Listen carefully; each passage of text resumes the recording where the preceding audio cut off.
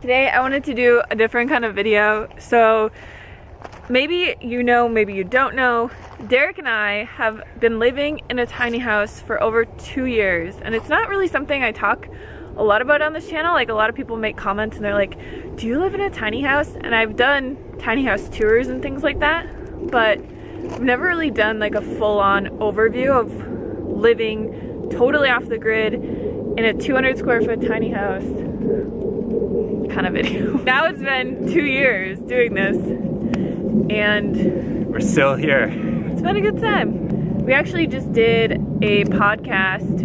We started a podcast channel called The Boondocks because it was called The Howlets. We're gonna do daily vlogs, or not daily vlogs, but vlogs on there, but we're just gonna do weekly podcasts on there now. Yeah, because we kind of live out in the boondocks, and we actually looked at like a million podcast names, and that was the only one that wasn't taken. We're just gonna kind of like give you guys an overview of how things work out here, because we do totally live off the grid. We have rainwater catchment. We don't even have a well.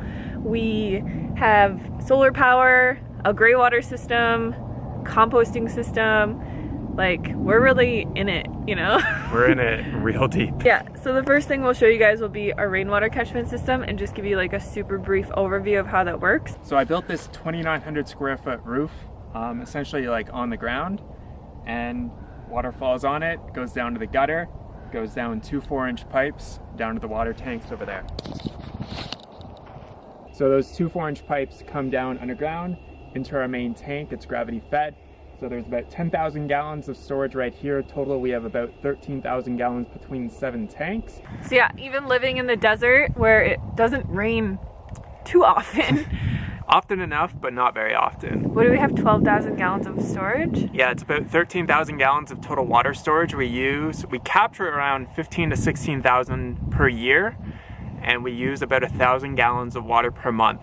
And compare that to the standard house, it's probably a small fraction of what a normal house uses. Yeah, and that's mainly because our house is 200 square feet. We don't have a flush toilet, which takes up a lot of water. And then we use basically like a gray water system, which we'll show you for our garden and our plants. So the water goes into the house, it goes through some standard whole house cartridges, which are just some, you know, pretty inexpensive filters. And then everything that we drink and cook with goes through our Berkey filter. So it's nice and pure, and it's not gonna endanger us in any kind of way. I get a lot of questions about the Berkey filter. It's probably the best water filter we've ever had.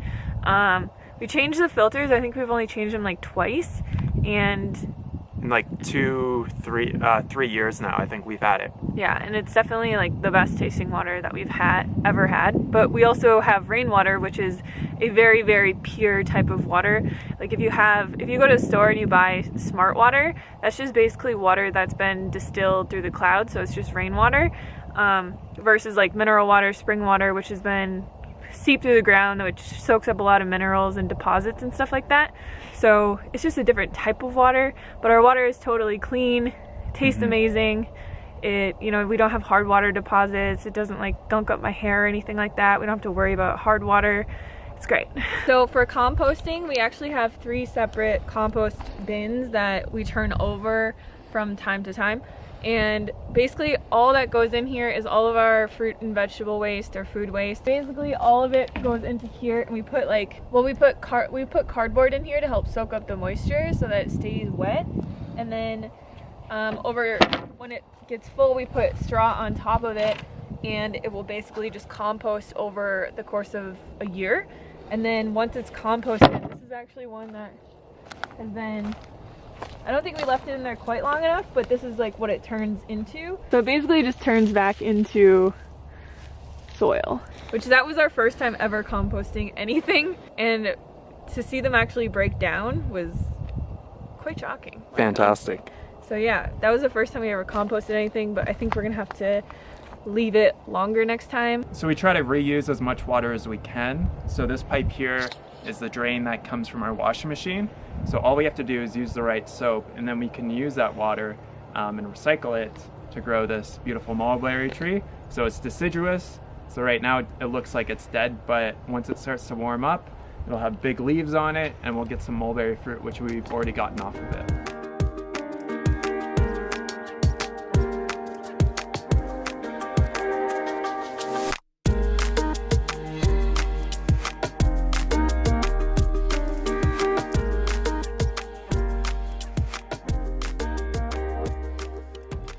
are our solar panels here. It provides essentially all the power needs that we need throughout the year. We're able to run electric cooking appliances, a mini split, water heater, all on electric, so we don't have any natural gas or propane for anything. So just with designing it to the correct size and investing in it, we can live comfortably just living on the sun. The campers are rocking, don't come a knocking. Somebody gave that to us. Our tiny house is 200 square feet as I think like the base dimensions, and then with the 2 lofts that we have, I think it brings it up to like 280. But we have been living in this tiny house for over 2 years now. So it's basically like a fully functional house. It's just very small. And we do have basically like a full kitchen, which was something that we needed for my YouTube channel. Obviously, we have a full fridge, so we don't have to go to the store like too often. And we basically, the appliances that we use are mostly just an induction cooktop, an air fryer, an Instant Pot, and a rice cooker. And we use this juicer for our celery juice. I do have other videos on my channel of like a full tiny house tour, which I'll link below for you guys. But basically, yeah, it's just like you walk in, one big room, you got your kitchen. This is our sleeping loft. So we have actually a king size mattress pad up there that we sleep on, and it's pretty comfortable. This is a little desk that we don't use, so we just put it here for the cats with their food and their scratch pad. Dogs sleep here. And then this is our office loft, which is kind of like Derek's man cave technically, because he just sits in there and works all day. And then this is our bathroom. So we just, very basic, closet, shower, tiny shower, and then our toilet. Too easy. Too easy. So yeah, I know you guys see a lot of me standing in this position in the house, but I just wanted to give you guys like an idea of how we live off the grid in a tiny house. And I mean, we've been doing that for 2 years. It hasn't been the greatest thing in the world, like, but it's been alright. The size kind of gets, the tiny house thing has gotten kind of old. Yeah. Just because obviously the lack of size, but there are a lot of pros. And in our first podcast, the Boondocks podcast, we talked about pretty well everything that we like, what we don't like. It was kind of more me talking about like the future of the apocalypse and how that might happen. And tiny houses. But I mean, yeah, we talked about how we've lived in here and like the struggles and stuff that we've had. But yeah, overall, I mean, it's given us a home. We're probably going to be living in this for another 8 or 9 months at least, because we are building another house on our property, because we technically, like, you can't live in a tiny house. It's not legal, but in our county they will let us live in this for up to what, 3 years while we build a house, like an actual house on our property. So now it's been 2 years and now we're like cracking down and being like, okay, we gotta build a house. So yeah, let me know any questions you guys have down below. Go check out our podcast. Like Derek said, we're going to be posting a new podcast every week.